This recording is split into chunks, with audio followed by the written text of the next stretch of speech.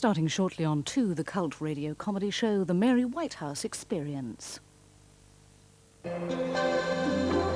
Saturday night entertainment on BBC One. I mistake the British Earman to be wooed on the Feshmingus scones. What is this lunatic on about? Did you know there are only certain things you can do with a camel? I mean, you can produce a camel, you can banish a camel, and with a bit of difficulty, probably saw one in half. But we've come up with something else to do with a camel. And to find out what happens to this camel, watch the Paul Daniels Magic Show. I was well pleased to see you. Relieved, actually. Well, what's the matter? It's Ben. You told me you couldn't rest until you found out who did this to your daughter, and I respect that. I do. But you got one problem. You got the wrong man. Mirth, magic, mystery, and the Midnight Caller. This Saturday on One. Where are we going now? Out there. What for? Fine work. Why? If I don't work, we don't eat.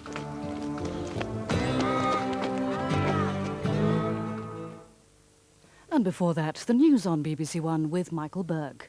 It's 9 o'clock. The UN Secretary-General goes to Baghdad in a final effort to avert war. He says he hopes there's still a chance for peace as he leaves to meet Saddam on Saturday. And the cabinet goes on a war footing as British troops prepare for battle.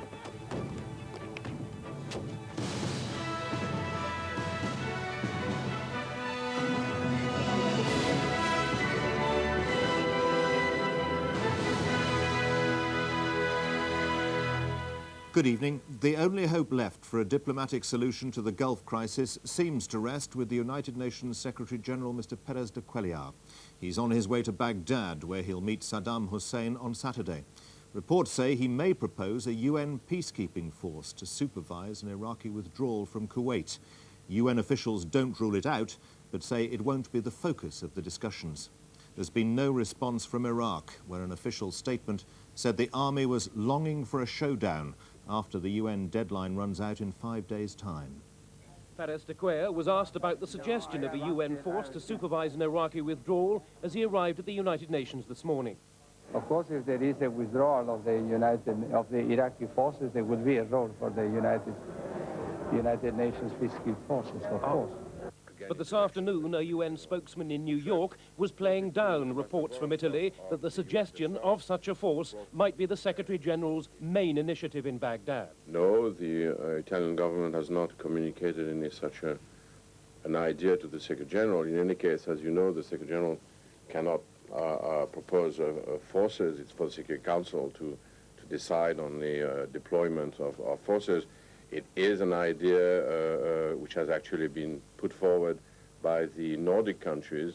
These are things that will be probably discussed, possibly, in Baghdad, although we don't know. But at the moment, there is no such intention to have this specific proposal. Mr. de Cuellar is bound to have discussed a UN transitional force at the weekend with President Bush at Camp David. This afternoon, though, a State Department spokesman wouldn't comment officially on the idea, stressing that America's main aim was simply to get Iraq out of Kuwait. As Mr. de Cuellar prepared to leave for Europe in 4 hours' time, a French Foreign Ministry spokesman said he thought the idea of a transitional force was interesting and deserved careful consideration. Whatever happens, the United States is certain to be less concerned about any transitional period as long as Iraq quits Kuwait. Mike Smart, BBC News, Washington. European efforts to set up peace talks seem to have failed. The Foreign Minister of Luxembourg, which is currently president of the community, says there's little hope of negotiations taking place. France's diplomatic equivalent of a black hole, which has opened since the talks collapsed. Today, Arab ambassadors were invited to lunch at the Foreign Ministry, and the French say they'll continue to seek a peaceful way out of the crisis. One recurrent suggestion is that a Middle East peace conference should be held, despite America's oft-repeated objections. The defense minister said the United States could make this very small gesture, which would allow Saddam greater jet and withdraw from Kuwait. The Algerian foreign minister, who was in Paris today, denied he was planning a joint initiative with the French, but the Algerians say they'll continue their own efforts, and many look to best. The European initiative is stalled. Jacques Post, the Luxembourg minister representing the community, dialogue with Iraq. A very big decision, not about some small gesture, but about whether he's going to leave Kuwait or not. If he does leave Kuwait, he won't be attacked. He will go back to Baghdad. He will be safe from attack. There will be other problems, but he will be safe from attack. But if he does stay in Kuwait, then he will be attacked. Now, that's a big decision for him to take. It's not going to be altered one way or another by little bits and pieces of gestures. The American Secretary of State has gone on to Saudi Arabia, where he'll begin active preparations for war rather than peace. A senior American official said Mr. Baker would poll the Saudis and other frontline allies about when a decision should be taken to attack. He said they had to settle how responsibility would be shared if they went to war. But Mr. Baker says he still hoped to avoid it. I think that there is still a path for peace. That path leads from Baghdad now, and the choice is with the government of Iraq. His first call was on King Fahd. American officials say everything now depends on how Saddam Hussein reacts. He might decide to withdraw, or he might seek a martyr's death.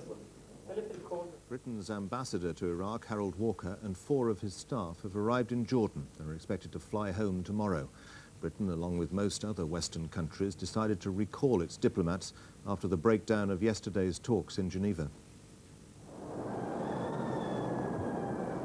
At dawn this morning, as unobtrusively as possible, the British Embassy was packing up to go.